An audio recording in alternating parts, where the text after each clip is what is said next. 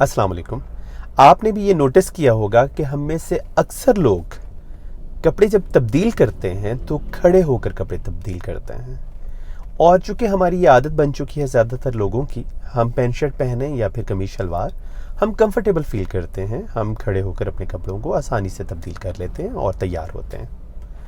कुछ महीने पुरानी बात है कि मुझे शियाटिका का शदीद पेन हुआ एक लेग में, जिसके बायस ना मैं सो सकता था, ना मैं गाड़ी चला सकता था, और मुझे चलने फिरने में भी बहुत मुश्किल थी। एक डॉक्टर जो है उनसे कंसल्ट किया, उन्होंने कुछ मेडिसिन दी, कुछ एक्सरसाइजेस करवाई, एक फिज़ियोथेरापिस्ट जो है उन्होंने एक्सरसाइजेस करवाई। तो फिज़ियोथेरापिस्ट जो कंसल्टेंट थे उन्होंने मुझे कहा कि आपने कुछ प्रिकॉशंस लेनी है। एक एहतियात तो वो अक्सर बताते हैं कि आपने गाड़ी चलाते वक्त, आपने कंप्यूटर यूज़ करते वक्त अपने बैठने की पोजीशन का बहुत ख्याल रखना है, आपने वज़न उठाने की पोजीशन का बहुत ख्याल रखना है। एक बात उन्होंने मुझे और कही कि आपने हमेशा बेड पर इस तरह से बैठकर कपड़े तब्दील करने हैं कि आपकी टांगें बेड से नीचे हों।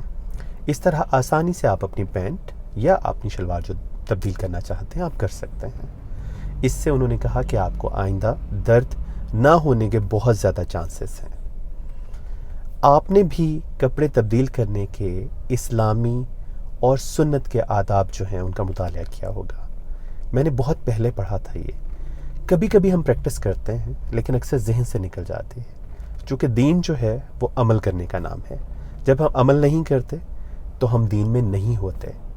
मैंने सोचा कि हम अक्सर कुरान या हदीस या सुन्नत की बातें साबित होने के लिए किसी साइंसी थ्योरी, किसी डॉक्टर या किसी और मेडिकल रिसर्च का इंतज़ार करते हैं और बहुत खुश होते हैं, जबकि हमें अपने ईमान की इस हालत में हर वक्त होना चाहिए कि जो बात हमें बताई गई है वो हमारे फ़ायदे के लिए है और सुन्नत पे अमल करने में ही हमारा हमेशा फ़ायदा रहे।